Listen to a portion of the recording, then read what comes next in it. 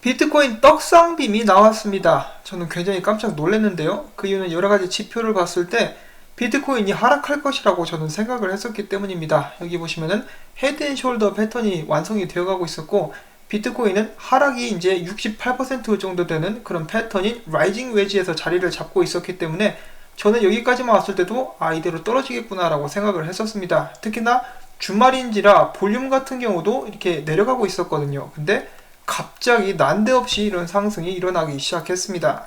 제가 만약에 영상을 조금만 더 일찍 만들고 제작을 해서 올렸었더라면은 유튜브는 거의 닫을 뻔했죠. 저는 왜냐하면 떨어질 거라고 생각을 하고 있었으니까 말이죠.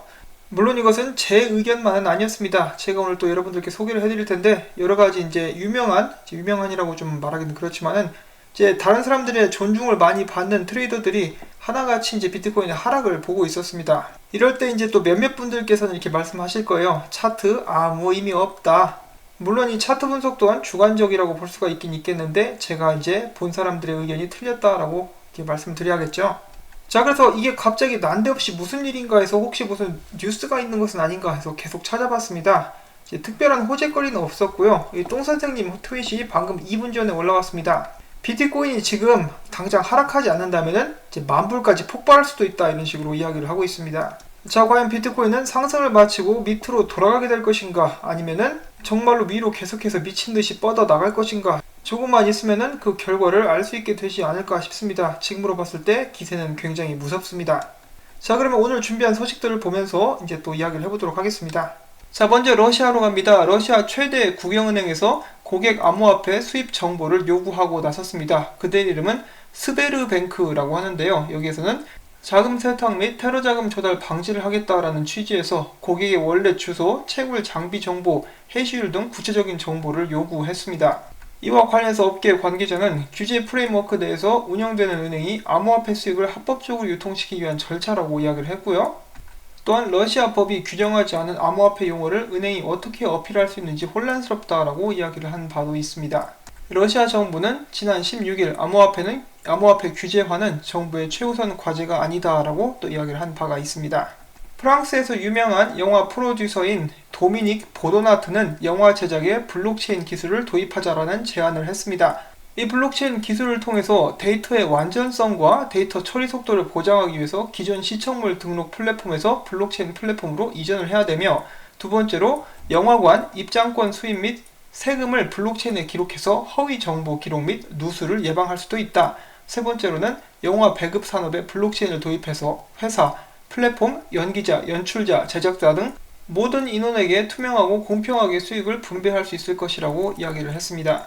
모바일 결제 지원 앱이죠. 제우스에서 공식 트위터 계정을 통해서 앞으로 뇌물 지원하겠다. 그래서 앞으로는 이 앱을 통해서 애플페이, 삼성페이를 뇌물로 지불할 수 있는 그런 서비스가 시작이 되게 되었습니다. 자, 또 다른 암호화폐 거래소 관련된 안 좋은 소식이 한 가지가 튀어나왔습니다. hitBTC라는 영국의 거래소가 있는데요. 여기에서 이제 거래자들에게 돈을 지급해주지 않고 있는 출금 문제가 크게 이제 대두가 되고 있다고 합니다.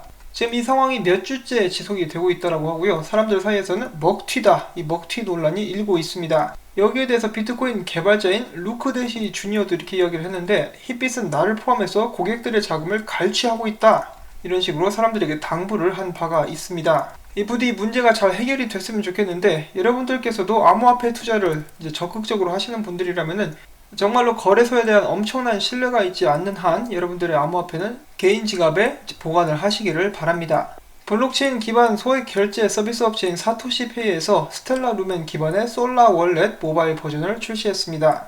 최근에 많은 사람들이 이야기를 하고 있는 것이죠. 이제 금이 비트코인에 의해서 대체될 수가 있다. 윙클보스 쌍둥이 형제가 다시 한번 이것에 대해서 이야기를 했는데, 비트코인이 금의 지위를 대체할 수 있다, 이런 발언을 했습니다.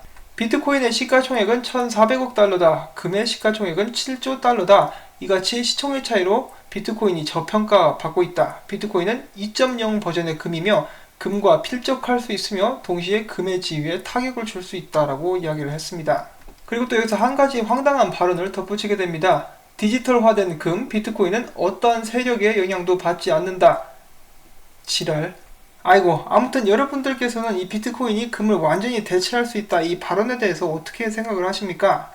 저는 동의하지 않습니다. 이 금의 가치를 너무 절하해서 이제 많은 사람들이 생각을 하고 있는데, 또한 지금 금과 은의 값이 떨어졌기 때문에 이렇게 만만하게 보고 계속해서 이렇게 막대기로 옆구리 찌르듯이 찔러보고 있는데, 이 관련된 영상을 언젠가 만들 수 있으면 좋겠습니다. 그런데 금과 은 절대로 무시해서는 안 되는 자산입니다.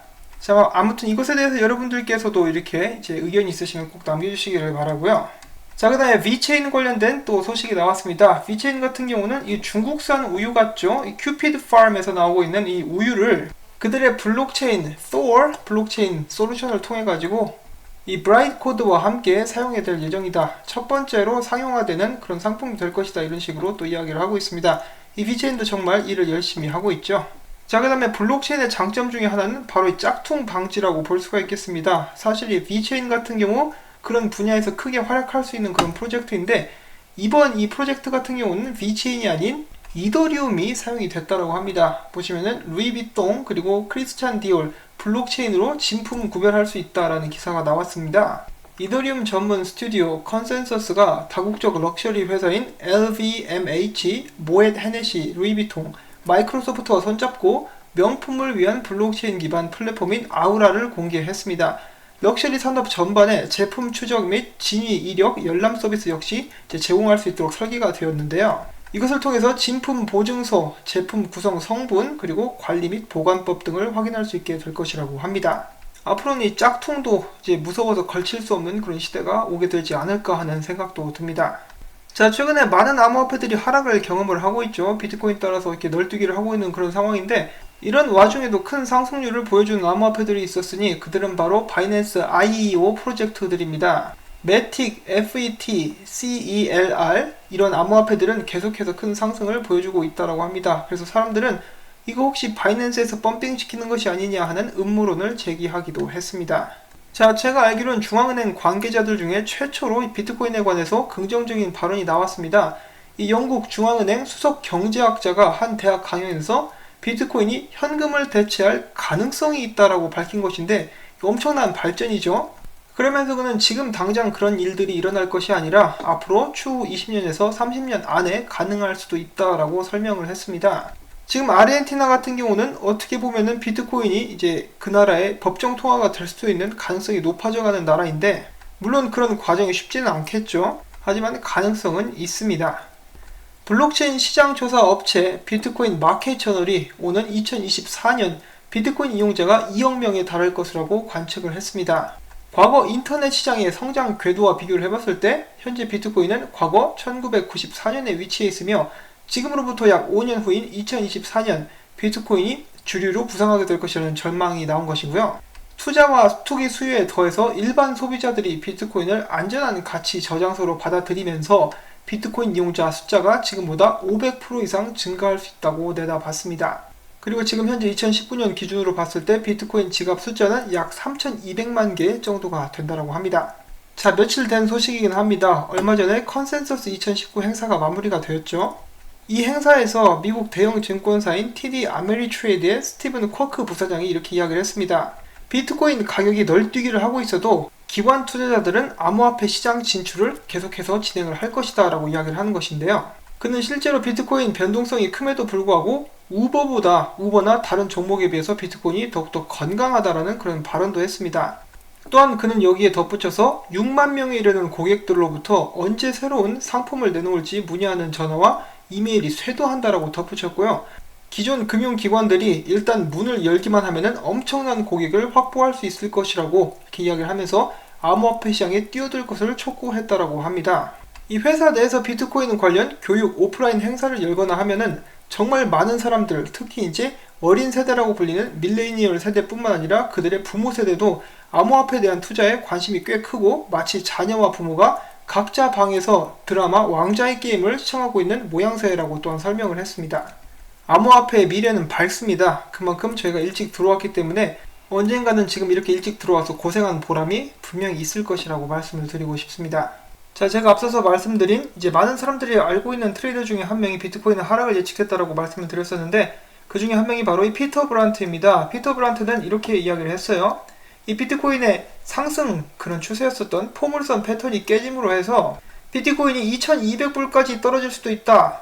굉장히 황당하죠. 엄청나게 많은 하락을 예상을 하고 있는 것인데, 피터 브란트 같은 경우는 비트코인이 전고점 18,000불, 2만불 정도에서 놀고 있을 때도 비트코인이 4,000불까지 떨어질 수 있다라고 이야기를 해가지고 그때 욕을 많이 얻어먹었죠. 근데 비트코인이 결국은 3,000불까지 떨어졌어서 그래서 더욱더 많은 주목을 받았었던 그런 일이 있었습니다. 그래서 저 역시 이것을 봤을 때 이 사람 말이 맞으면 어떻게 하지 하고 좀 불안했었는데 지금 또 다른 방향으로 진행이 되고 있죠. 물론 이것이 오랫동안 지속이 될 것인지 아니면은 이제 앞에서 똥 선생이 이야기한 것처럼 이제 하락하게 될 것인지는 아직까지는 잘 모르겠습니다. 자, 아무튼 이 피터 브란트는 2200불만 이렇게 이야기를 한 것이 아니라 비트코인의 가격이 2200불에서 4100불 사이까지 떨어질 것이다 라고 이렇게 이야기를 했습니다. 그리고 이렇게 떨어지고 난 후에야 다시 한번 강세 모멘텀이 시작이 될 것이다 라고 이야기를 했고요. 자, 과연 피터 브란트의 말은 맞을 것인가? 비트코인은 다시 떨어지게 될 것인가? 어느 정도를 기다려야 될지는 모르겠지만 그 말의 진위 여부가 언젠가 혹은 곧 밝혀질 수 있으리라 생각을 해봅니다. 자, 그리고 그 다음으로 제가 준비를 했었던 분석은 이 알레시오 라스타니 분석입니다. 얼마 전까지 비트코인이 승승장구하고 한창 올라가고 있을 때 가장 먼저 빠르게 비트코인의 빠른 하락을 예견을 했었던 사람인데요. 오늘은 이 엘리엇 파동에 대해서 이야기를 하게 되었습니다. 실질적으로 엘리엇 파동을 사용을 해가지고 많은 수익과 명성을 얻은 이 두 사람에 대해서 잠깐 소개를 했었고요. 그리고 지금 보시는 화면이 그가 보고 있는 관점인데요. 이제 예를 들어서 비트코인의 불장이 왔다는 전제하에 이런 추측을 해볼 수가 있는데 이것이 엘리엇 파동 1파 그리고 2파로 조정을 받게 될 것인데 그는 피보나치 비율로 0.5나 0.618 자리까지 가격이 떨어지게 될 것이라고 예측을 했었습니다. 그 가격대는 5170불대 그리고 5700불대입니다. 자, 그런데 지금 보면은 비트코인 가격이 이게 떨어지지 않고 오히려 지금 더 올라가고 있는 그런 상황이죠. 자, 과연 피터 브란트와 알레시오는 잘못 본 것일까요? 아니면 그들도 예기치 않은 세력들의 움직임이 이런 시장을 이끌고 있는 것일까요? 그 다음엔 제가 숏포지션을 확인을 해보고 있는데요. 지금 숏포지션 역시 그렇게 많은 편은 아닙니다. 한마디로 이 뚝배기를 깨기 위한 움직임은 아니란 말이죠. 굉장히 지금 신기하고 지금 영상을 만들고 있는 가운데 비트코인 가격은 계속해서 올라가서 7,682불까지 다다랐습니다. 이거 정말 이렇게 가다가 10,000불까지 직행하는 것은 아닌가 하는 그런 생각마저 들게 합니다. 지금 이 상황을 지켜보시는 분들도 이제 꽤 깜짝 놀라셨을 것 같아요. 지금 또한 이렇게 갑작스러운 상승으로 인해 가지고 과매수 구간에 진입을 하고 있는 그런 상황이기도 합니다. 과연 어디까지 혁명빔이 진행이 될 수 있을 것인가? 이 영상에 나오고 있는 비행기처럼 제 머리도 지금 핑핑 돌아가고 있습니다. 원래는 이렇게 재밌게 보려고 가져온 영상이었는데 지금은 이제 굉장히 좀 혼란스러운 그런 상태에서 그래도 내가 이 영상을 일찍 안 올려서 다행이다라는 그런 안도감마저 들고 있습니다. 자, 이 황당한 암호화폐 세상, 비트코인 이 녀석은 커서 뭐가 될런지 지금 10살밖에 안 되는데 사람들의 마음을 들었다 놨다 하고 있습니다. 오늘도 영상 시청해주신 여러분들께 진심으로 감사드리고 저는 뭔가 특별한 업데이트가 나오면 여러분들께 또 바로 전달을 해드리도록 하겠습니다. 제가 준비한 이 소식들, 정보들 여러분들께 도움이 되셨다면 언제나 그렇듯이 구독과 좋아요 그리고 제가 계속해서 이 채널을 열심히 유지하고 힘낼 수 있도록 광고 시청 꼭 부탁을 드리고 싶습니다. 이 채널은 여러분들께서 봐주시는 광고 덕분에 살아남고 있기 때문에 여러분들께 다시 한번 부탁 및 감사의 말씀을 전하면서 전 다음에 새로운 소식 가지고 찾아뵙도록 하겠습니다. 안녕히 계십시오.